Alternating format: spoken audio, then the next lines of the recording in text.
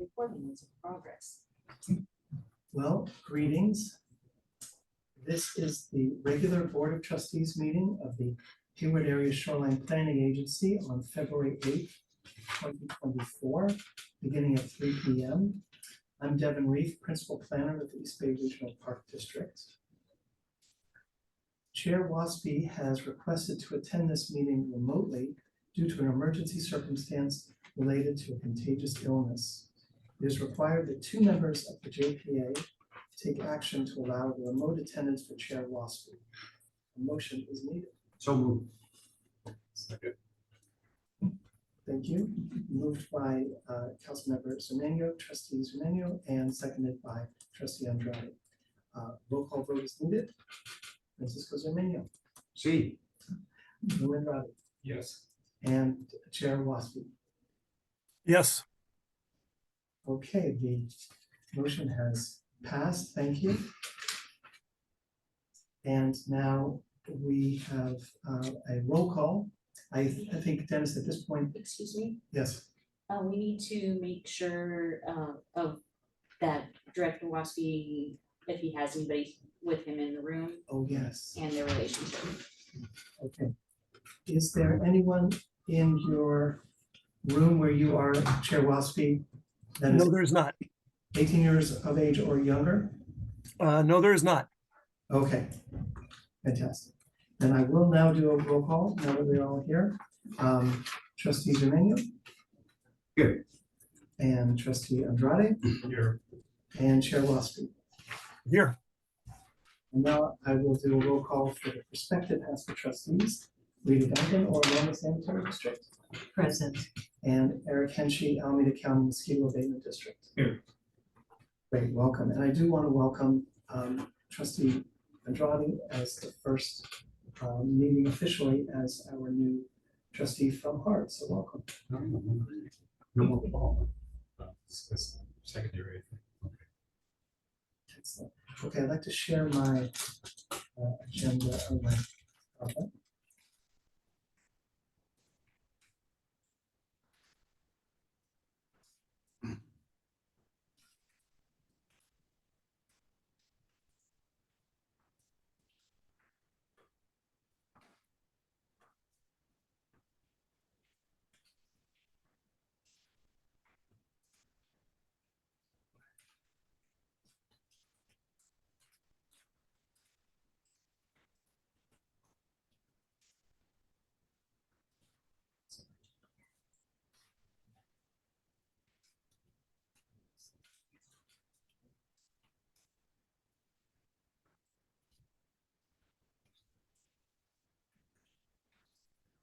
Okay, and Chair Waspy, can you read the section of the script about today's meeting held pursuant to the Brown Act?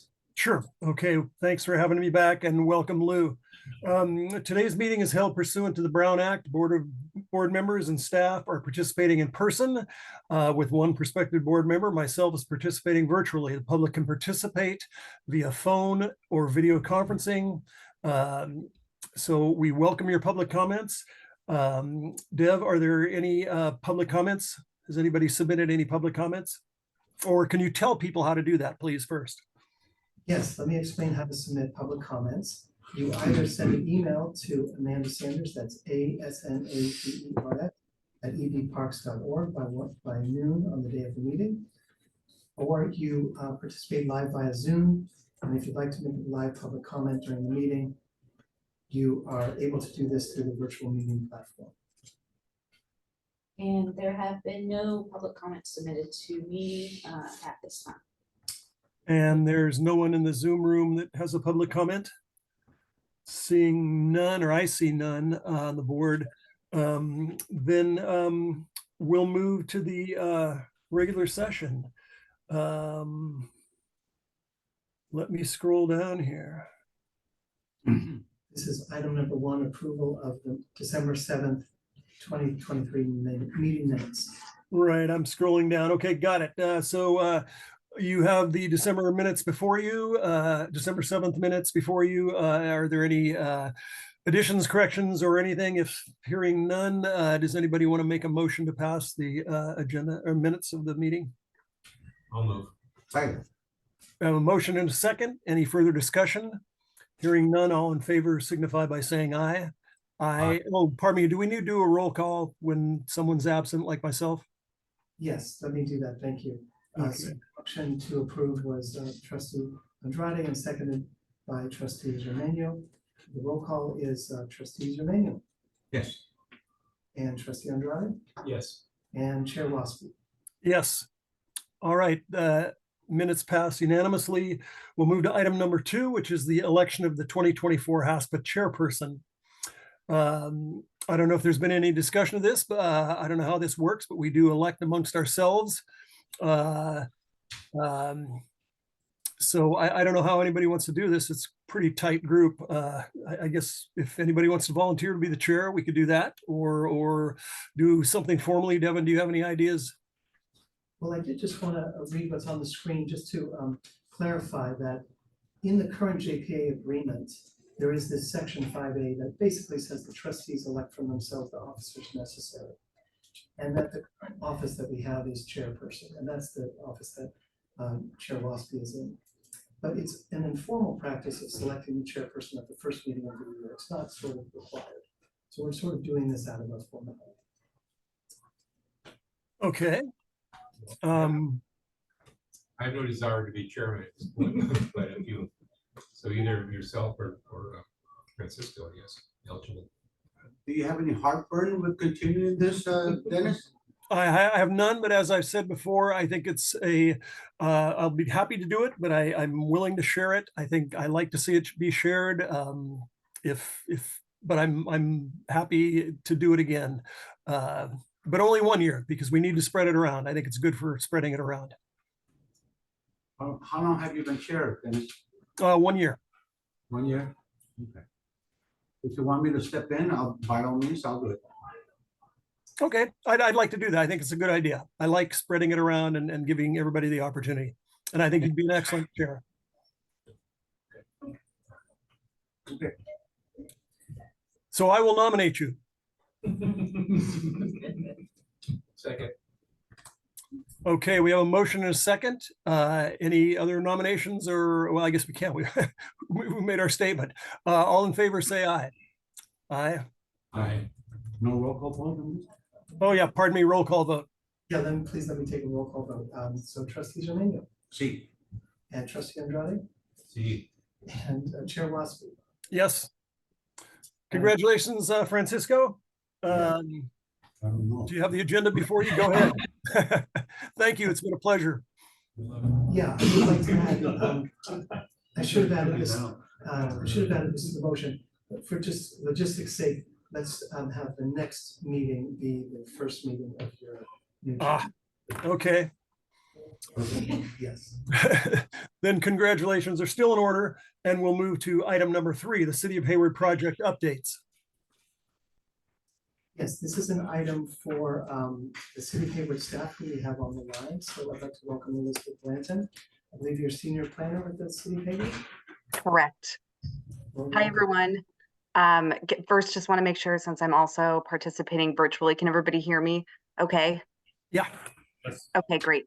I have just a few slides I'm going to share with you about a project we have in Hayward. So let me go ahead and share my screen. You don't have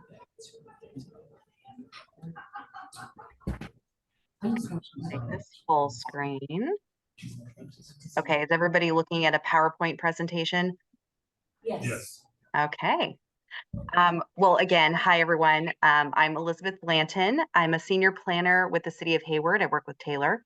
And as Taylor briefly mentioned to you all at your last meeting, the City of Hayward has received a new application from Stack Infrastructure for an 11-acre data center campus.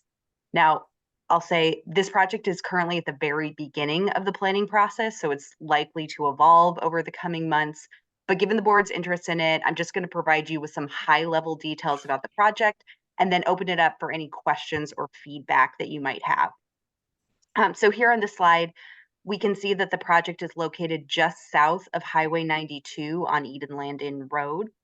And then as shown on the map to the left, the site is just outside of the inundation area for a 100-year storm surge event, assuming 4 feet of sea level rise. However, it's still fairly close to the shoreline, and in particular, the Eden Landing Ecological Reserve to the southwest. So it's still relevant for this group. The project site is zoned industrial park, which allows for data centers along with a range of other industrial and office uses. Now, the project itself proposes demolishing the 9 single-story buildings that are currently on site to construct 2 data center buildings. The primary one, which is what we're looking at in this rendering, will be approximately 300,000 square feet in size and 100 feet tall, and 115 feet if you count that rooftop penthouse that you can see in this image. Now, this is taller than the 75 feet maximum height that's allowed in the industrial park zoning district, but the city's code does allow decision makers to approve taller buildings if there are sufficient public benefits included with the project to warrant that increased height. And we'll talk more about that on the next slide. Now, in addition to this primary data center building, there's also going to be a smaller secondary data center building that's approximately 14,500 square feet and 21 feet tall. And then, as you probably know, data centers require a significant amount of power to operate. So in addition to these 2 buildings, there's also going to be 2 generator yards on site with 28 emergency generators and a substation and switching yard. So far, staff has received detailed plans for the main data center building, but in future submittals, we'll get more details about all the structures on site. Now, as I mentioned a moment ago, again, in order for this project to be allowed to exceed the zoning district's height limit by 25 feet, it's going to need to provide a series of public benefits to balance that visual impact. So in the applicant's initial proposal, they suggested that the public benefits package can include some sort of artistic screening around the substation and switching yard, which is what we're looking at here in this image. And this is really meant to evoke the Hayward Hills and shoreline. Pieces of screening like this appear in other parts of the property as well. In addition to this, the applicant has proposed including a small pocket park at the corner of Eden Landing Road and Production Avenue, a bike repair shop that would be open to the public, a shelter for bikers, hikers, and birders at the nearby Eden Landing Ecological Reserve parking lot, and then some different financial contributions to the city towards things like street trees, bike infrastructure, and signage improvements. Now, in response, staff has recommended that the applicant consider adding to their public benefit package to include one or more of the following: a half basketball court that's open to the public, a walking trail around the site with connections to the Bay Trail, or informative signage about things like climate change, sea level rise, and the local flora and fauna. Maybe a meeting space that is available to the public or can be rented by the public, and or a small business incubator space or grant program. Now, again, we're at the very beginning of the project. Staff and the applicant actually have a meeting scheduled next week to continue discussing and working on this public benefits package. But in the meantime, I would be interested to hear if the board has any recommendations for public benefits or items that you would like to see incorporated into this project. The last thing I'll just mention briefly is that this project will be subject to CEQA, so there's going to be an environmental impact report or an EIR prepared. This California Energy Commission is going to be serving as the lead agency for that CEQA document, but they're going to be working in close collaboration with city staff. We're going to review and provide comments on all the sections of the document. And then, of course, during the public review comment period, HASPA and members of the public will be invited to review and provide comments as well. So that's where I'll wrap things up and turn it back over to you. Let me see if I can figure out how to stop sharing my screen and see if the board has any questions or comments on the project. I do. Yes. So the Park District has a foundation, and they're going to have, and I was trying to get the information out to you before you go, but they're going to have a open house. I don't know how to describe it. Basically, it's a little reception we're having at the Eden Mansion. And the purpose is to raise money for renovation at the Shoreline Interpretive Center. So this might, this project, if it's very close by, might be a perfect candidate for an enhancement if that's required. And so I'd like to recommend that that be considered.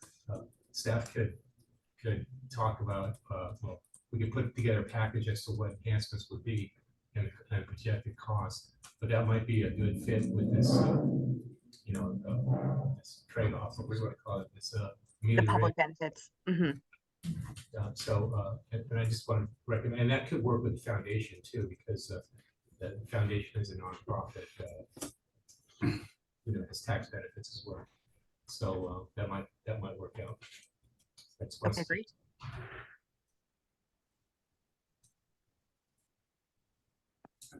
I have What else? a comment too, if I may. The ideas are good, the recommendations are excellent. Add something about more public art besides that one item there, maybe some kind of a statue, that'd be real nice. I like colleague Andrade's suggestion of the interpretive center. It is close by and it's something that serves the community a little bit more. The trail around the complex is excellent. Contact with the other trails. Tell me a little bit about the bike repair shop. I think to see one on Tennyson Road as opposed to this. It's kind of out of the way. What did you think of that? Did they think of that, or what's? Yeah. Council members, Armenia, as we were talking about, we're meeting with them next week, so I can certainly raise any of these issues. I believe their intention, based on their initial proposal, was to have some sort of bike repair station or shop connected to that pocket park on the corner of Eden Landing Road and Production. So yes, I mean, this would primarily serve folks that were biking through the industrial area, maybe to work, for the different folks that work there. It is somewhat close by to the Bay Trail that goes through the ecological area. So maybe it'd be more appropriate to locate it there. But yeah, at this point, what the applicant has proposed is having some bike repair tools and a facility somewhat close to the project site, but we can certainly explore other options as well. It is close to the bicycle bridge that goes over 82, correct? It is close, so, okay, that's a good idea, because that's part of the big bridge. Okay, all right, It's a self-service station. all right. Okay. So, thank you, good project, good report. Thank you. I have a couple of questions or Yes. observations. I'm not familiar with the stack data. Have they been in Hayward for a while, Center, or is this new? I have worked with the city of Hayward for a little over 5 years now. We do have several data centers in the city. To my knowledge, this is the first time we'd be working with stack infrastructure for a data center. And where's their mother company or father? What's their, They're not related to the Stackson on Tennyson Road. That Okay, was I'm just- my first. Yeah. Yeah. Good question. Yeah, stack obviously is a loaded word in Hayward. It means something significant to us as a community. That is a coincidence in this case that they are also called stack. and they're coming from where? That's a good question. I'm not sure where they're based. I can look that up on the side though. And my other question is when we talk about benefits, you know, AC Transit is reducing some of their routes. Is the transportation available to be able to use the benefits if the basketball court is something that they end up landing on, Local employees. just local? Well, more than likely, that would be used by local employees, I imagine, very much. Correct. And the data center itself, data centers, as you might know, are that they have a lot of square footage compared to not a lot of employees. So the thought, if there was a basketball court or walking trail, it would be something that would also be open to workers that are in the nearby industrial buildings. There's many industrial businesses surrounding. So it would be something open to the public, but likely something that would be taken advantage of people that are working close by. Okay, when I think of public, I don't think necessarily of employees, I think of the greater picture. So that's, Still lunch out. is it? Oh, so it's really, okay. Yeah, and then my other question, they're not concerned about sea rise? I mean, having a data center, that, I mean, I'm like, the last place I would. I'm just, Yeah, I mean, cause you know, you don't think of like the next 5 years when you build a building, you think of the, maybe hopefully the next 50 years, and to me, it You just, got 100 feet to move. okay. It's typical of our building. I just think it's, I mean, that's their decision, but yeah, I will say, while it's close to some of the inundation areas that, you know, were included in the shoreline master adaptation plan, it's outside of it. So their base elevations are already above floodplain levels, even in some of these, you know, more significant levels of sea level rise and flood events. But yes, I mean, developing by the coast anywhere, that is a risk that the developer would be taking on. okay, and then I guess my other question is tied to the transportation. You're saying that it's, the benefit is for the industrial employees around that, not necessarily for the public at large. And so I guess when you talk about having the availability of meeting rooms, is it also for the immediate employees, or it's not the public at large again? It's any of these benefits theoretically would be available for the public at large. For some of the benefits that are on site, I think it's most likely that it would be surrounding businesses, employees of surrounding businesses that would make use of them. But for something like a meeting room, for example, if you're a startup or if you're a nonprofit and you don't have business space and you need to rent space or hold a meeting somewhere, you know, that's something that people typically would travel to. So that could be a benefit for a much wider audience of folks that are operating in the Hayward community in the East Bay at large. And then some of the benefits that are proposed, if we connect them to existing infrastructure, like the Bay Trail segment, some of the nearby shoreline, you know, the Shoreline Interpretive Center, some of the nearby pathways, then again, it's going to benefit a larger segment of the community. And then, as Councilmember Zermain, you brought up, and as the applicant is proposing, the thought about having some sort of art pieces, decorative screening, sculpture, you know, something like that would be a visual impact that anyone driving over 92 would see. So, you know, we had a similar data center complex on the other side of 92 that also was asking for a height increase. Theirs was only a 10-foot height increase, so this one's a little more significant. But similarly, we worked with that applicant to have some art pieces installed, to have benefits to bicycle trails nearby, and to have really a full package of benefits that not only benefited workers nearby, but also the larger Hayward community. That's kind of where that code section is aimed at, is just to make sure, you know, if we're going to have this significant visual impact of having this new 100-foot building, you know, where that's not typically allowed in this zoning district, we want to make sure that our public is compensated for that with having other benefits. Okay, and then I guess my last comment or observation, I'm just a little, I guess maybe I don't understand some of the guidelines and stuff in public arenas, but when any person outside of your immediate employee base comes on your property, there's lots of liability. And I'm just wondering, are those things considered?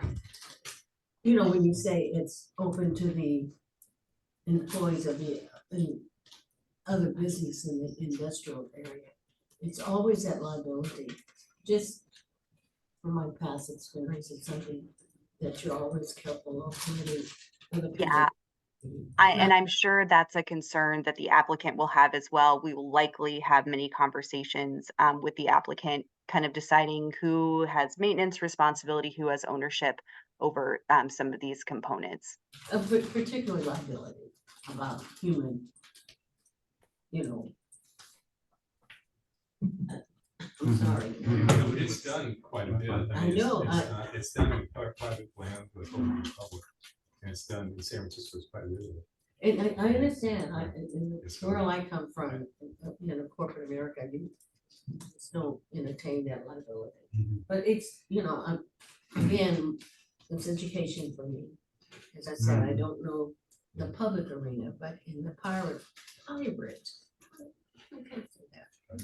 Thank you, it's different ballgame. All right, Eric, anything? No. So, yeah, I was wondering, what's the estimated cost of this project? That I don't know. Valuations of the project typically come in during the building permit phase, so I haven't seen any for this project. I'm not sure off the top of my head. Is this, well, for at 310,000 square feet and then straight up for 100 feet, is it the largest project on the shoreline in Hayward? Yeah, to my knowledge, yes. The data center that's similar, it's about 300, it's a little shy of 300,000 square feet that's on the other side of 92 is 85 feet tall. So yes, it would be larger than that. It would be, to my knowledge, the most significant height-wise project on the shoreline. Okay, well, I think, and I know this is Hayward's deal. Hayward will take the benefit. Once the EIR is out, people will be able to comment on it, and Exactly along with Calpine and the Energy Center, Hard was able to suggest that you ruined our view shed, you owe us a little something. This is a giant project. To suggest they build a bike repair shop and a half-court basketball court, I think we could get a lot more out of them. And I won't speak for Hayward, but I would love to speak for HASPA in suggesting the impact on our shoreline.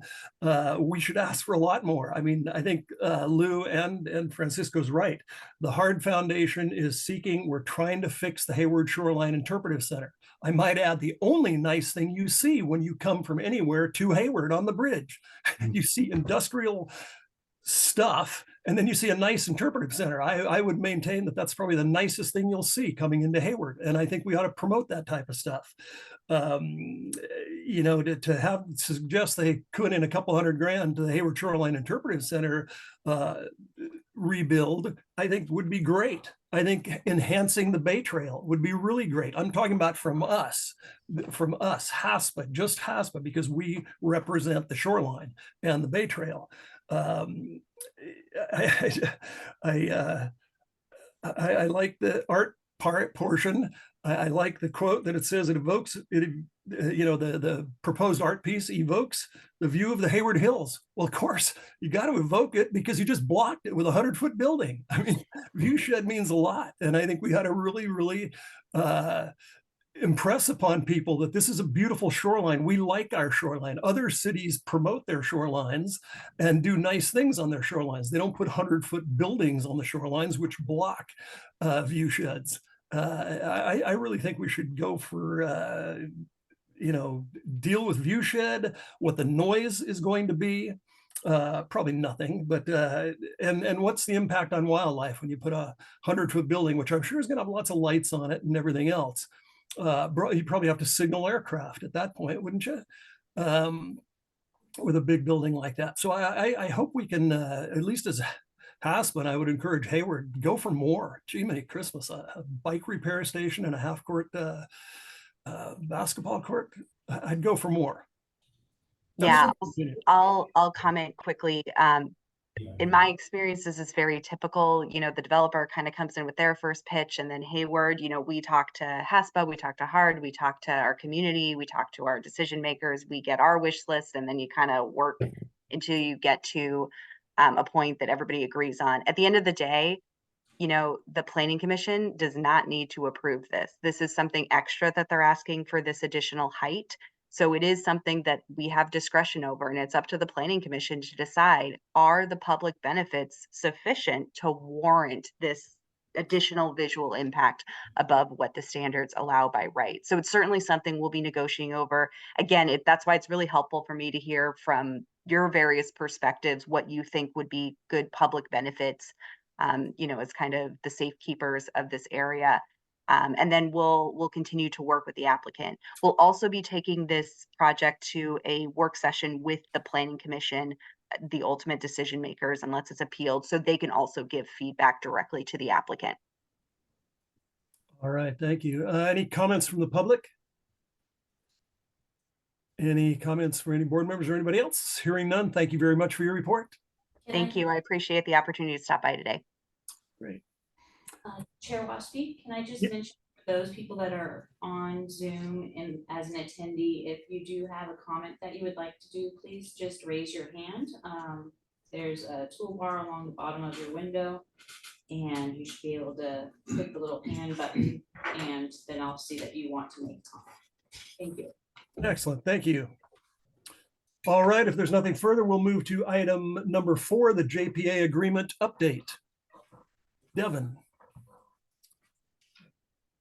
Thank you, Chair Watley. So on the line with us is Nicole Witt, our legal counsel from Hanson Bridget, who has been advising HASPA on the JPA agreement negotiations.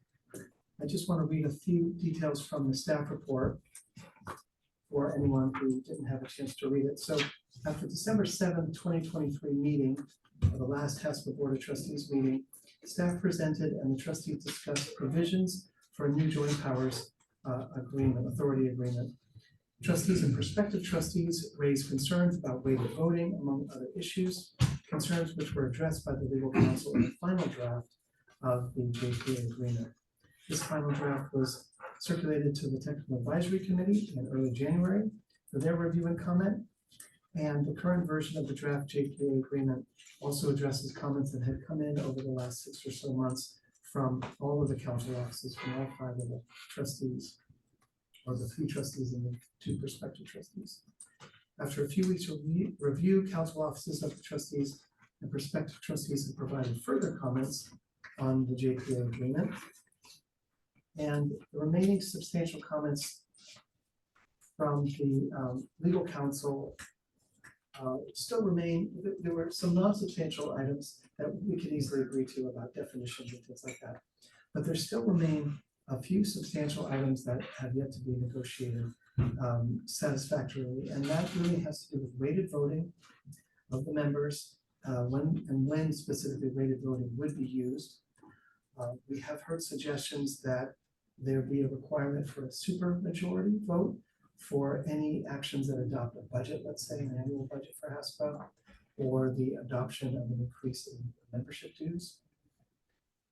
So that's sort of the state of where we are now. There is a new proposal that's just emerged from one of the staff on the Technical Advisory Committee that we find worth exploring, but we will need some, since it's so new, we need some more time to consider it as staff and what the ramifications might be. So what we're proposing in today, later in the agenda today, is that a few special meetings be scheduled, including one in March of the HASPA Trustee Board, and that will give us staff time to come to some initial agreements that we can bring to the board at that time. So let me turn it to Nicole to see if I've missed anything. Nicole, do you want to add anything? No, I think that's exactly right. I think the more recent proposal, we're really optimistic that it could help resolve some of the outstanding concerns. And so we think it's worth taking the time, investigating further and having further discussions with the intention, as Devin mentioned, to bring this item back to the board in short order.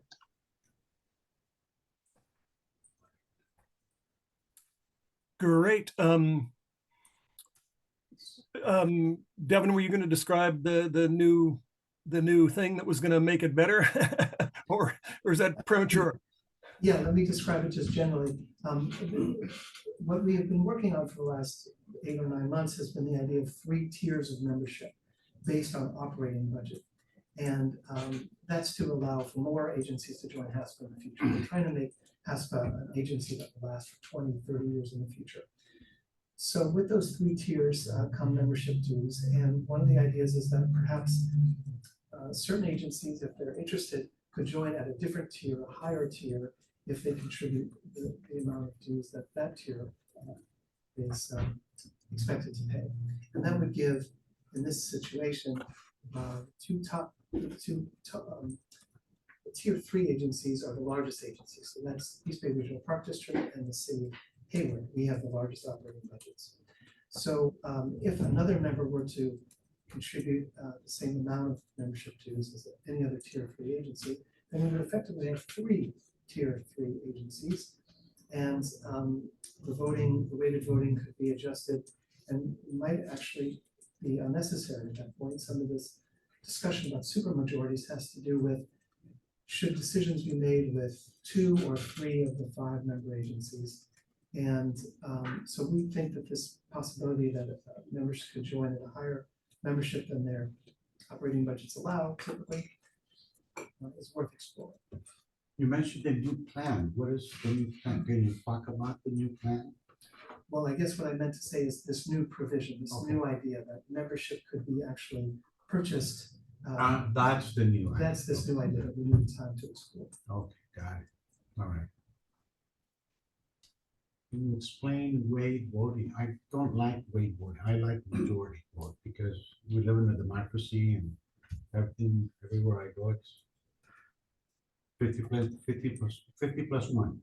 So weight voting, can you just briefly? Yes, Nicole, let me turn that to you. You're the expert on weighted voting here.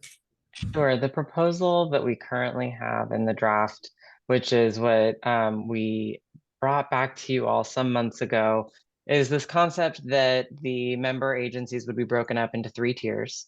And with each tier, there's different allocations of the total budget. So the highest tier is responsible for the greatest portion of HASPA's budget, over 50%. And then there's a middle tier, and then there's a bottom tier. And so commensurate with that budgetary responsibility is a percentage of weighted voting. But weighted voting as drafted is not the standard. The norm under the draft JPA is majority vote. So it would only be when a member calls for weighted voting on an item that then weighted voting would be applied. So it's really intended to promote collaboration between the members so that it isn't something that needs to be relied on, but instead folks can continue to work in the collaborative form that they have been so far. But as Devin mentioned, I think this, the sort of ongoing discussions really could shift a lot of the language that we've been talking about significantly. We need to kind of dig in and see what what might change, what would be appropriate, what the parties would be comfortable with.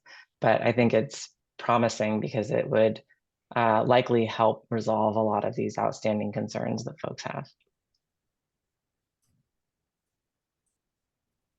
If I may, Yes. mosquito folks are in here because they have the same concern that we have. My mind, his vote is as important as my vote. And weight voting means that I have no weight in his vote. Doesn't impress me. He's here because he's concerned about high level rising, protecting the seashore. So in my mind, he's got 1 vote. I have 1. I pay more for because I'm taller. He pays less because he's shorter. All right, I don't care. His vote is a majority vote on all items, 50 plus 1.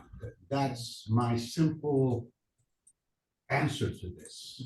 Yeah. I have a question. I mean, didn't we do some research on how other JPAs operate in some similar circumstances?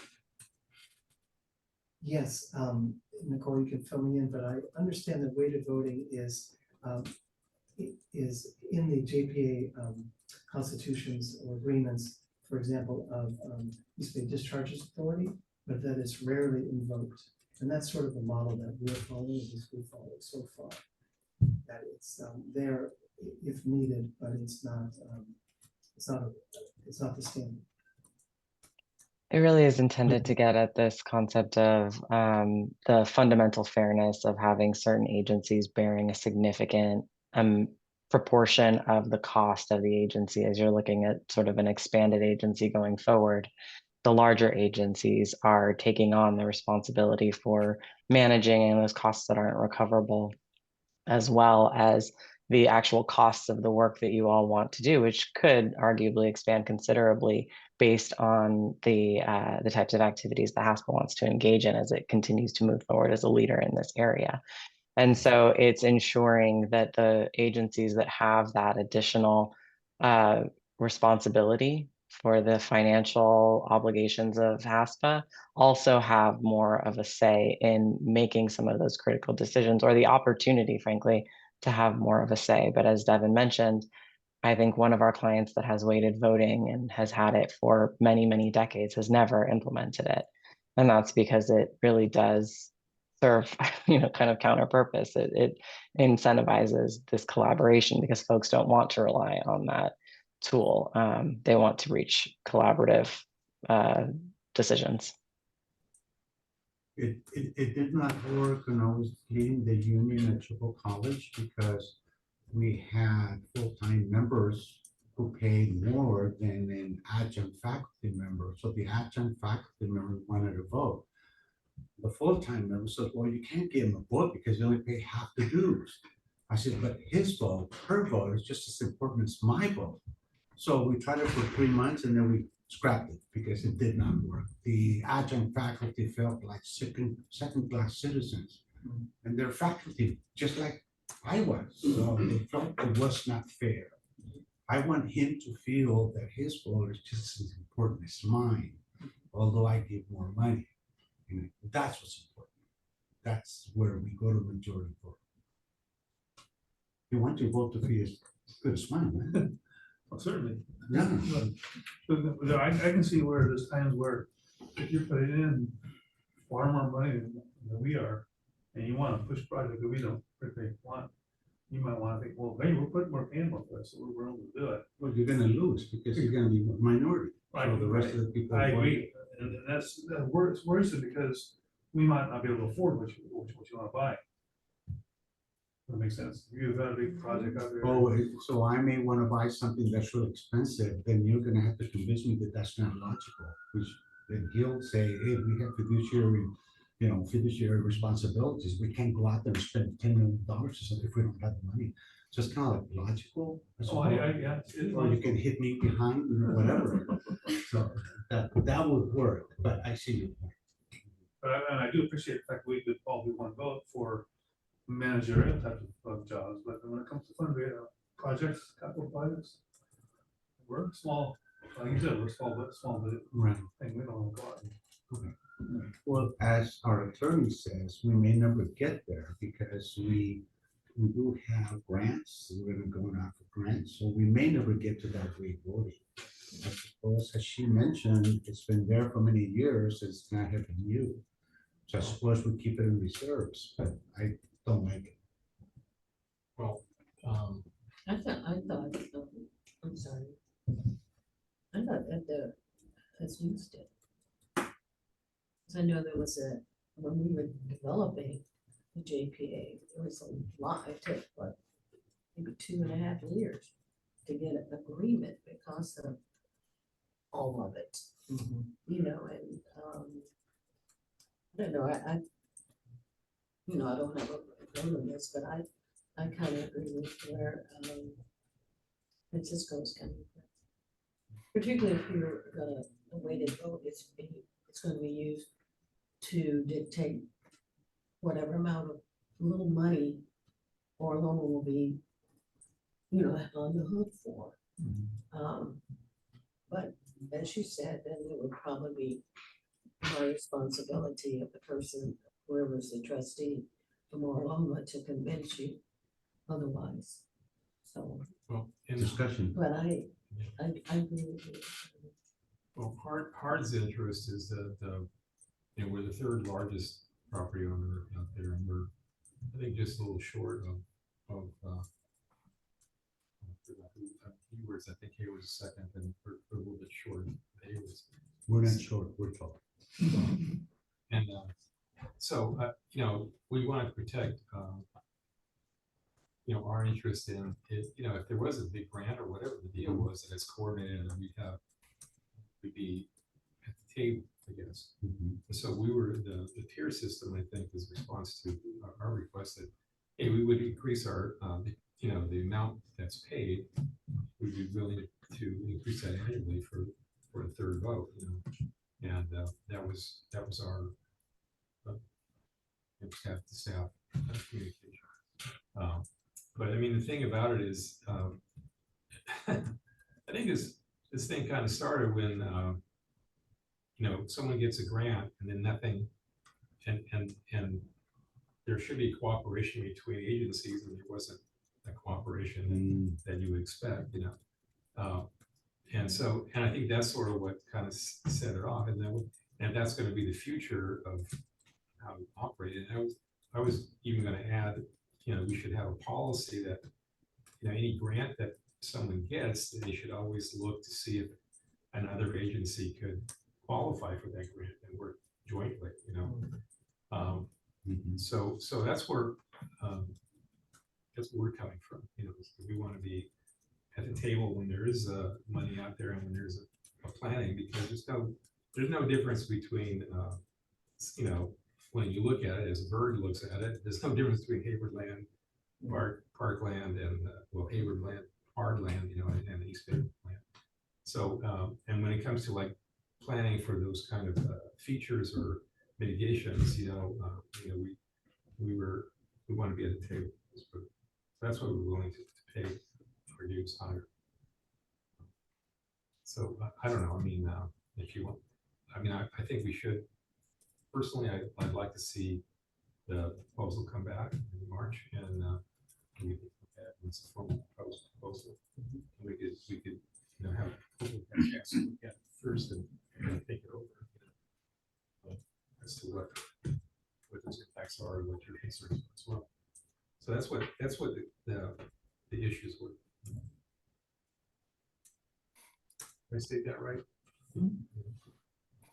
I thought the different tier systems came about because Hayward has more money than Loma, and the thought was pay more. That's fine, but to tie it to a stronger vote. But you also have more land out there. Well, that's fine, but unless staff feels differently from the city staff, that I don't feel my vote. I don't feel I should have 3 votes as opposed to his vote, simply because I have paid more money. Am I correct, or is mine off the left field? With the staff, I think I think our staff is not going to disagree with your position. Yeah. The idea then is 50% plus 1, just because she's here, because she's concerned, as concerned as I am, as he is, and we're all equal. It's just that we have a little more money. That's okay.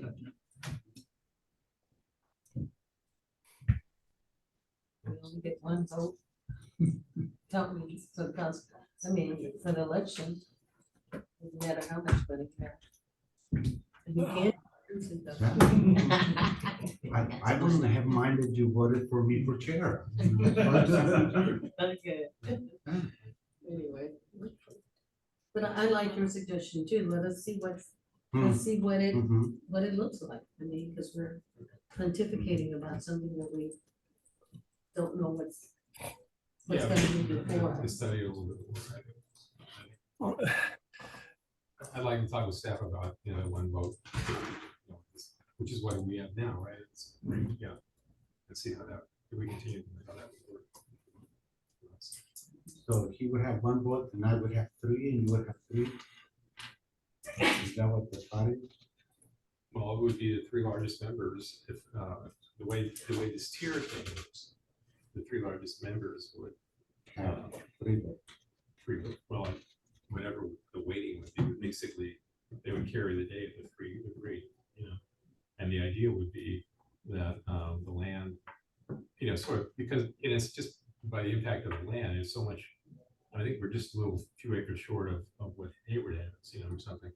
And so the impacts are, in terms of the physical, what's out there, would impact us the most. And I know you have a presence on today as well, but it's, you have kind of a right of way presence on that land, Right. So it's kind of different in terms of impacts. So how does it suggest if we go and we recruit more members to this, how will the weight it? Well, that's The same way, Because you guys have the biggest piece of the pie, you, Well, that's a question because, you know, if you're an agency that's coming in or considering it, the question is, what's their obligation going to be? And what's their voice going to be? So, I mean, this kind of recruitment idea, I mean, how does that impact recruitment, you know? So, I mean, I don't know. I mean, that's sort of I mean, we haven't, you know, like if I'm going to bring my board and, you know, convince them to join this thing, what's that going to do, you know, in terms of my budget, when I can afford. So that's kind of the questions that people ask themselves when they want to consider joining HASPA. you know, that's. If what I we- could, So, for the I mean, last you know, if you want to, I mean, that's something to consider in any impact, you know, how that would impact new members or the ability to recruit new members. That's why I asked the Yeah, question. yeah. I'm not sure I agree with people worrying about money. They're here because we're here because we worried about our shoreline. We're here because it may rise and our houses and our businesses may be underwater. That's the reason we're here. Well, but I'm sure that you're concerned about what obligations they would have in terms of how much money they have to adjust for the budget to be a member of HASPA, you know. I'm just worrying about money. I know, that's why, I Yeah. mean, I'm on I mean, record. it's consideration, even though the share the idea. I didn't mean to put you guys in the spot. Hey, Devin, can I ask how is, or maybe Nicole, I think we're going a little expanding this. When would the weighted voting apply? the weighted voting would only apply on motion. So if a particular director, before the motion was made, I'm sorry, not on motion, would be before the motion was made, if a director said, I call for weighted voting on this item, then that item would be subject to weighted voting. So the idea is that you all would have had the time to prepare and to anticipate and to know whether or not this is something that would warrant weighted voting, or if it's something that the standard majority voting would control. I would also add that, you know, the idea of sort of what does this do to other agencies who may be looking to join HASPA, that would be an amendment to this agreement that all the parties would have to approve and would require a renegotiation of exactly these allocations, because the weighted voting was carefully and thoughtfully developed by staff to try and really balance some of these concerns where certain members felt that they couldn't meet the financial obligations of this expanding agency and that they had a fiduciary duty to ensure that they had controls in place to protect their member agencies from an expanded role and an expanded budget. So this was sort of the response to that in order to ensure that HASPA could still have the runway it needed to grow while also functioning as an agency and respecting the needs of the smaller member agencies to control their budgets. That was what brought us to this point. The proposal of adding another, you know, tier 3 member, it really does sort of shake everything up. And in the same way that adding a new member to HASPA would shake everything up and would require us to look closely at the language and to say, so what do we really need in this case? What sort of protections? What makes sense from a weighted voting perspective? All of the kind of work that folks have been working on to get to this point, and this proposal of the different 3 tiers needs to kind of be reopened and to look at it again. It's that sort of seismic of a change, this proposal. But I think in a good way, because I think it sounds like it's putting folks closer on the path to a option that might resolve some of these concerns while still giving HASPA hopefully the room that it needs to grow and meet the purposes of the term sheet that we were all brought here to sort of work on together. So, you know, it's pulling back, but it's also hopefully finding a solution that will keep folks at the table and be more functional for the agency. We don't want the agency to be hamstrung by a system that isn't going to give it the opportunity to really do all that you all want to do. Well, you know, I'm just going to express my frustration. I mean, we've done this ad nauseum. It seems like we've gone on and on. We've been spent our entire budget on attorneys to deal with this, and it seems like, okay, we've got a compromise. Let's go before and let's do it. And now we've got another we had a solution for today. Now that solution's not going to work. What is the plan? What are we going to do here? Because we got to do something. I think we've got a lot of opportunities, and to suggest that we change our mind every meeting we come to, it seems like, I don't think this is productive. I agree with you. Well, then I don't know what the solution is, but you know, I never liked weighted voting. I don't think it's the greatest thing in the world, but that was based on, as we've said before, other agencies saying we can't participate at your level. So that made it a tier. Agencies put themselves in tiers, saying they couldn't do the administrative function or pay the extra dues. So we accommodated that. And now we're going to try to go forward. And now there was the deal about, you know, weighted voting is bad now. And personally, I served on the Alameda County Waste Management Authority for a number of years. They've got weighted voting. You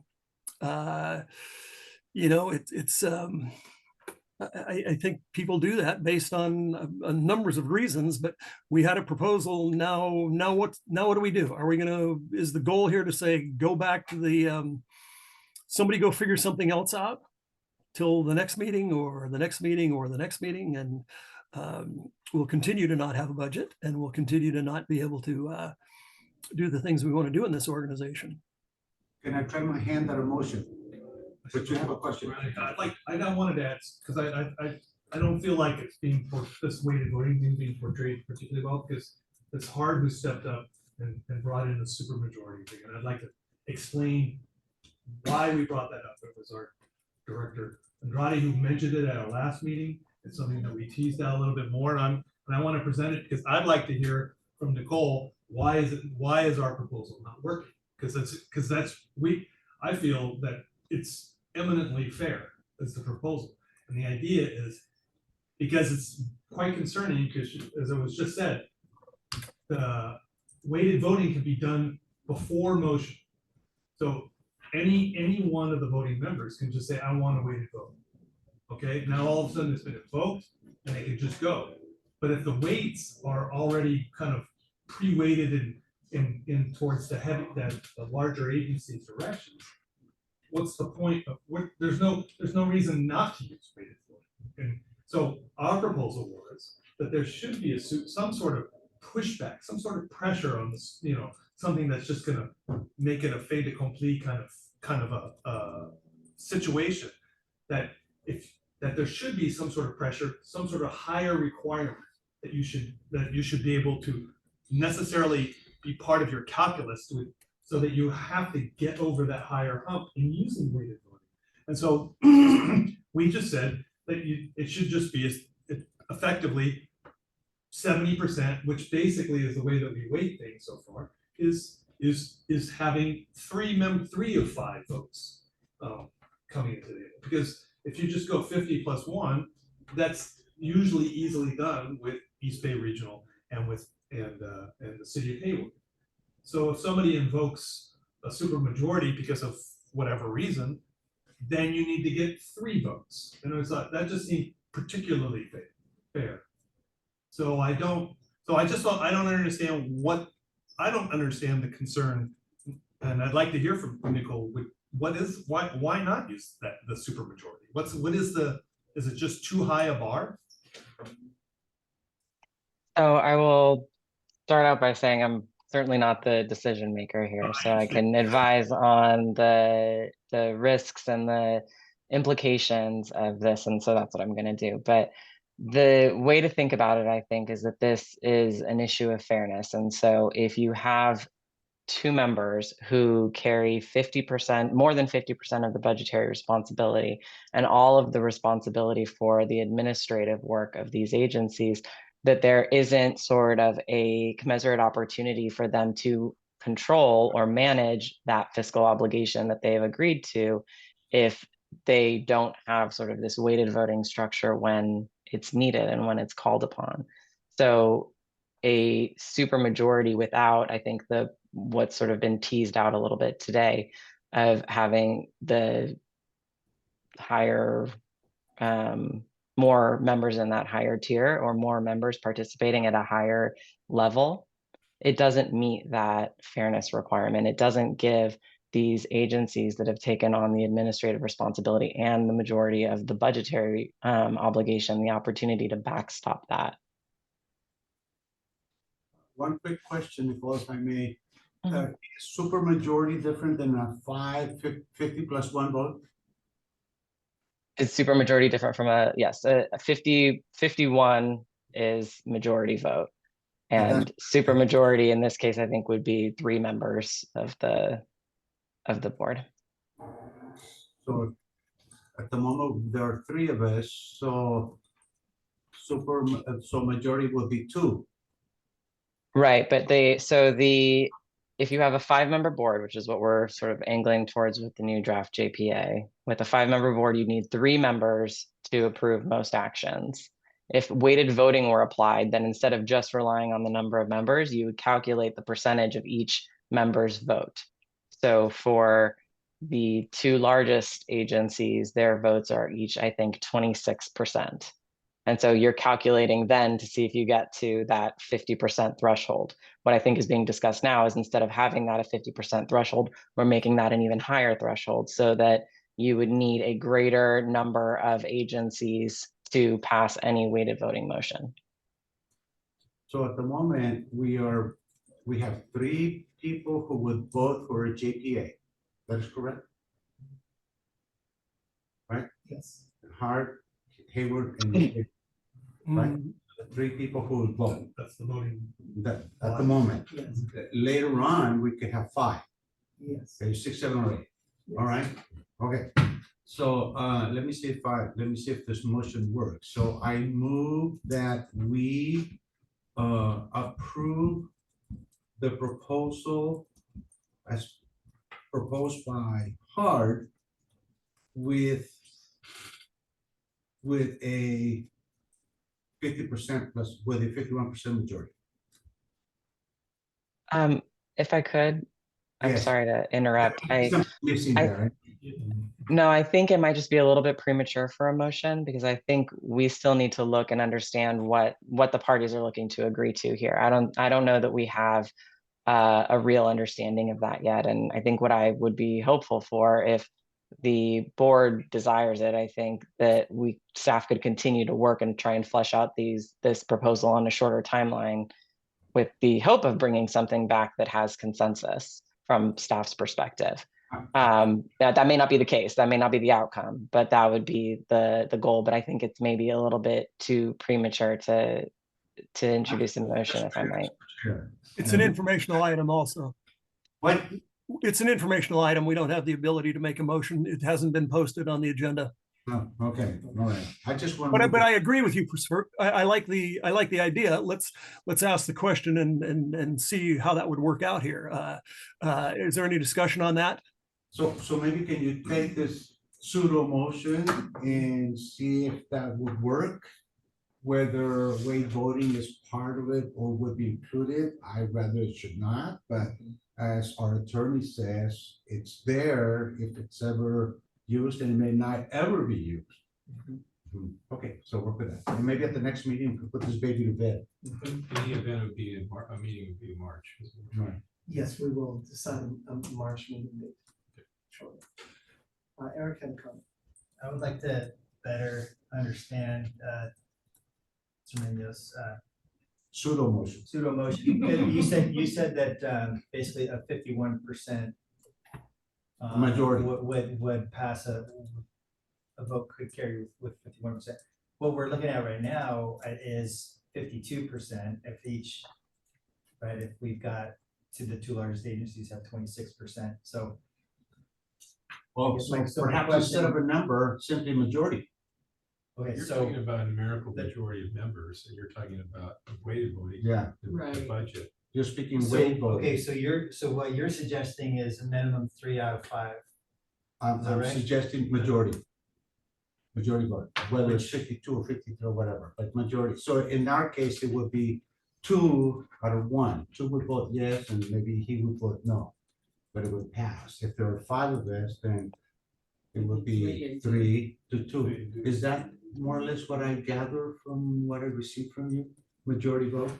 I think, well, I think what I'm hearing though is that we would not have a weighted. You wouldn't vote have weighted. at all, right? It just wouldn't be, Right. it wouldn't be an option. Equal right? votes. It would just. Equal votes.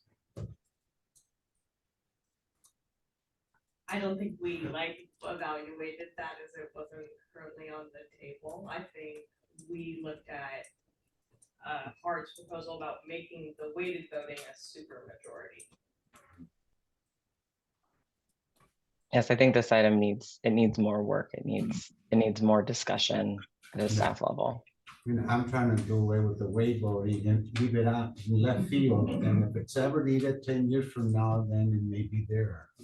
We cannot. Thank you. In March, huh? You'll see in March. Okay, so I think then our direction as staff from the board is work with the advisory committee, bring something back with a couple of weeks for the board to review, and this would basically be the draft JPA language, I believe, with some of these new provisions. Nicole, are you hearing the same thing? Yeah, I think that would be right. We will see if there's sort of, if we can flesh out this proposal, if it makes sense, if there's general agreement and consensus.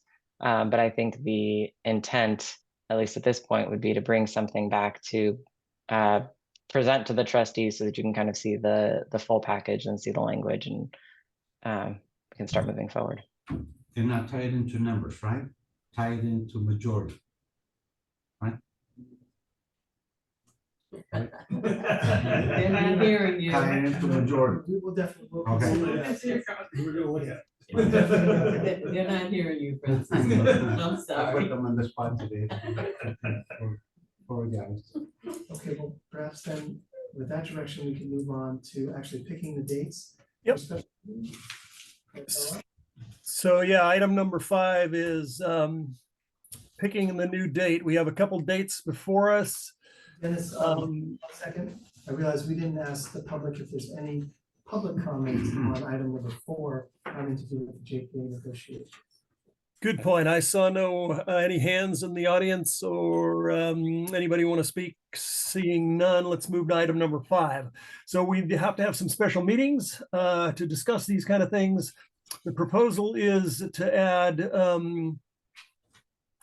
May meeting and a March meeting.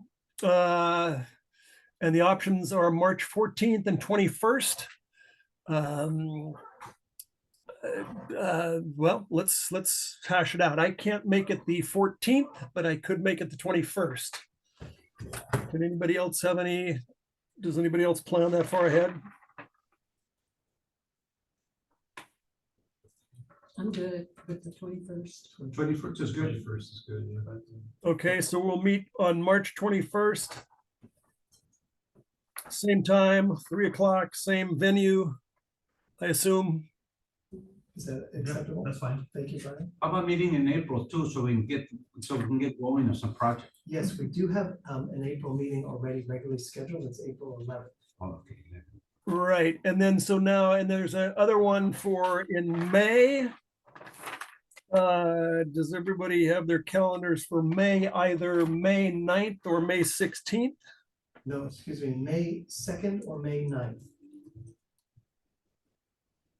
Really? Oh, could be a typo. That's not what I'm reading, but that's quite all right. So May 2nd or May 9th. Anybody have any desires that way? 9 is fine.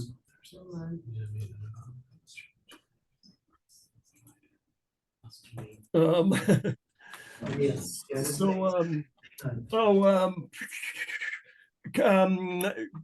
how about, is May 9th okay for everybody? Yes. Good. I hear one yes. Where's Lou? Yeah, I'm okay. Okay, Eric and Rita? Yes, I don't know if you see me. Oh, I'm sorry, I don't. I've got the agenda item number 5 up here. Okay, that's a little different than what I'm reading in my script here, but okay, so we agreed on May 9th, March 21st and May 9th. Those will be the new meetings at 3 o'clock at locations to be determined. Yeah, Dennis, let's have a motion and vote on that. Okay, do I have a motion to accept that? Those dates? Okay, moved by trustee Zermanio, seconded by trustee Andrade. Let's have All a- right, any discussion from the public? Excuse me. Hearing none, let's take a roll call vote. Yeah, trustee Zermanio, Yes. trustee Andrade, Yes. and Chair Waspel. Yes. All right, motion passes unanimously. Thank you very much. We'll move to item number 6, old or new business or TAC. Folks, do you have any reports? We did want to hear from Jackie Zipkin at EBDA about a recent design charrette, so I think Jackie's going to come on just now. Okay, Jackie, I've allowed you to speak. Hello, everyone. Hello. Let's see. I guess you can't see me, but I was able to see you. And I do have some slides. I shared them via email with you a few minutes ago, Devin. So looks like I don't have the capability to share, but maybe you can. Oh, join us.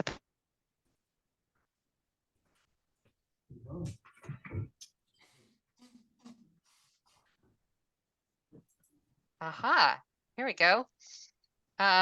Thank you all. So I wanted to share about a recent event that was hosted by EBDA and Oraloma and San Francisco Estuary Partnership on the First Mile Horizontal Levee project.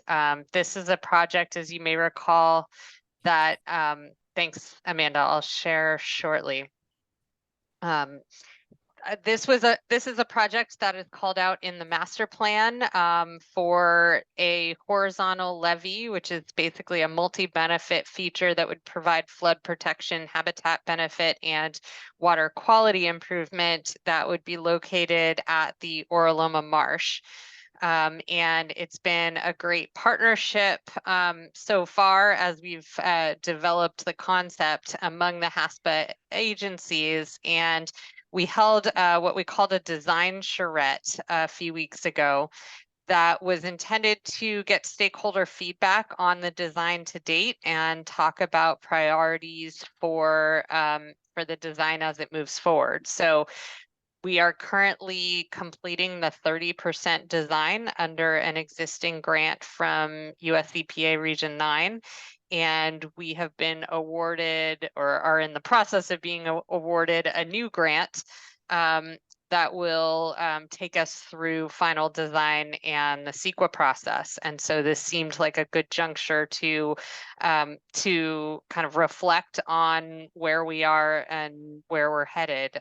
So we had 32 representatives of various agencies and stakeholders in the room, including all of the current and prospective HASPA members and also TAC members, also regulators, representative from Supervisor Marquez's office, representatives that have been involved in nature-based shoreline adaptation projects elsewhere in the Bay to share their perspectives. So it was a wide-ranging group.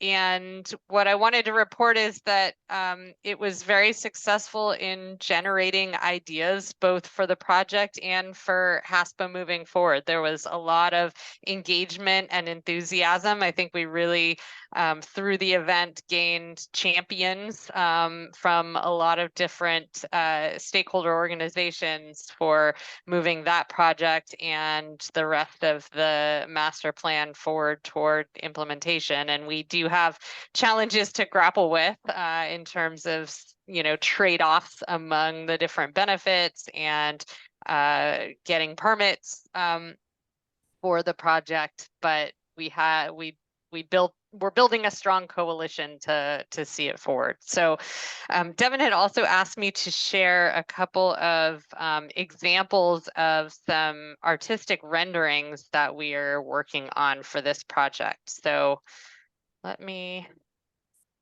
see, for some reason.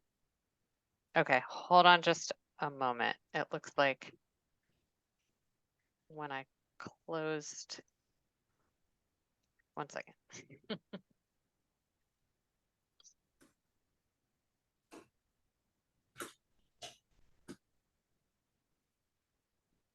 Okay.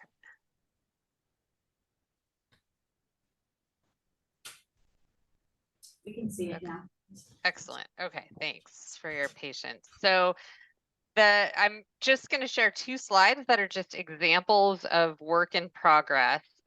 These were developed by a landscape architect from Berkeley named Nate Kaufman, and his specialty is kind of bringing to life shoreline and restoration opportunities. And so we have a contract with him under this same grant to help us really visualize, we have design drawings for this project, but in communicating with stakeholders and ultimately the public, we want drawings that really evoke what it'll be like to feel, to be on this landscape and to feel what it's like in the future. And so the visions I'm sharing here, and again, we're still fine tuning these images, but we do expect to make them widely available in another month or two. But these 2 are meant to evoke sort of 2 potential futures. One where we just use traditional riprap and other more grayscape flood protection strategies, and one where we're integrating with the landscape. And in the next version, the path will look a little more natural in this horizontal levee image, but you kind of get the idea of the contrast that we're trying to illustrate. And Are then, you gonna be that blue? yeah, good question. I meant to say that, I'm sorry. I love it. And in the next one, you'll get a better sense of place. This is the one that we spent a little bit of time talking about in the charrette. So what you're looking at here is a view of Orloma Marsh looking south.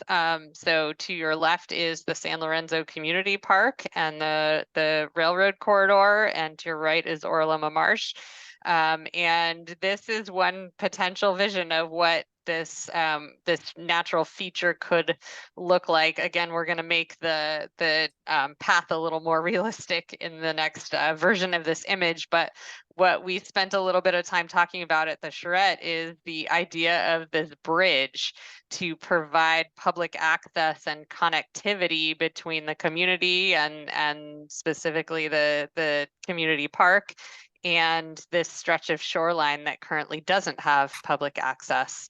And how can we integrate that and create educational opportunities and just recreational opportunities for the community in this area. So, nobody's planning to build this bridge just yet, but it's meant to illustrate the ideas of potential future amenities that could be a part of this project or related projects.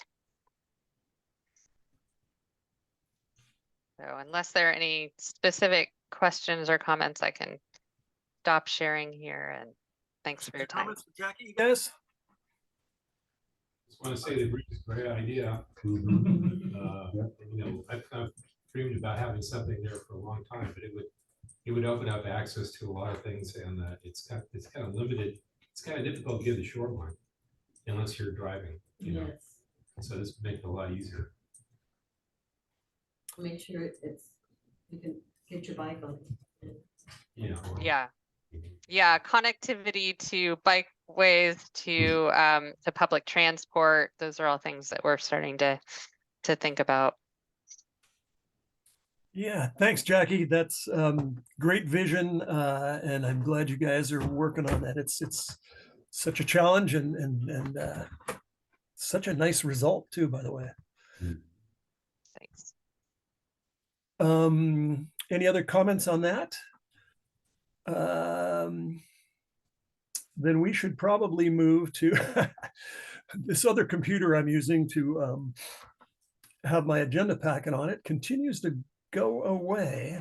So I think we're on item number 7 probably, and I think it's got something to do with board comments or future something. Devin, help me out. I have something. Hold that thought just please 1 minute. I realized at the beginning of the meeting, I did not introduce our Technical Advisory Committee members, so for the record, I do want to include them. So that is Brian Lasko from HARD, Erica from Alameda County Mosquito Abatement, Jimmy Dang from the General Manager of Orlando Sanitary District, and Eric Pearson from City of Hayward, Taylor Richard, City of Hayward, and McKenna Colucci, City of Hayward. And welcome to Maria Long, who's joining us virtually from Supervisor Marquez's office. Good. So thank you all for being here. Excellent. Yes, and thanks for all your great work and working through all this. It's truly appreciated. And welcome Alyssa's person. That's great. Okay, So if there's no further comments on that, we can move to board member announcements. Any board member announcements? So I have one, see, from May to September, there are events at downtown Hayward. I invite HASPA to have a booth. You let me know and I'll take care of it.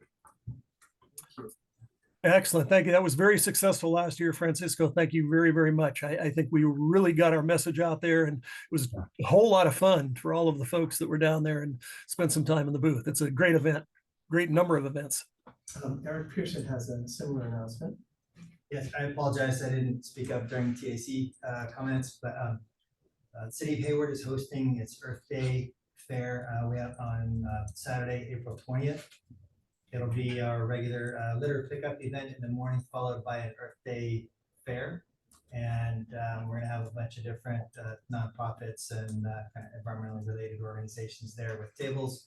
We're gonna try to have a table representing HASPA at that event. So that's Saturday, April 20th at Weeks Park. Excellent. Thank you. Any other board member comments? As I said before, the Hart Foundation is having a open house at the Eden Mansion, and it's for the benefit of it's a fundraiser. It's a benefit of for the Shoreline Tourism Center. So I'm sorry I don't have something to pass out, but I'll get something and I'll send it out to you. Good. Via email. My email. Yeah. What's the date on that, Lou? I think it was, well, now when I think about it, it's actually fairly close. It's in February. So, but I'll double check and I'll get it out soon, as soon as I can. Excellent. Great. Any other comments for the good of the order? Our next item is agenda setting for next meeting. I think we probably got a lot to talk about, but is there anyone else that would like to add some agenda items? Seeing none, we will, we'll make a good use of our time. We're still on the agenda for that's up in our radar, the community engagement plan, Earth Day events in Hayward and elsewhere. We've had a few of these brought up in Hayward, so I'm wondering if it takes time and effort, but would we have a traveling roadshow from HASPA on that at Earth Day? Would we invited Eric, or I know East Bay Regional Park District is doing stuff, but it's quickly coming, and I'm not sure that. Well, if anybody has any bright ideas, we've got the booth and we've got the graphics. We will be participating in the Weeks Park Hayward Earth Day event representing HASPA. Excellent. Look at what our events are at the Park District to see if there's an appropriate place for a booth as well. Excellent. All right. Well, if there's nothing else, we'll move to adjournment now. So we are adjourned. It is 4:24. Thank you all for being here, and hope to see you in person next time. Take care. Speedy recovery. Thank you.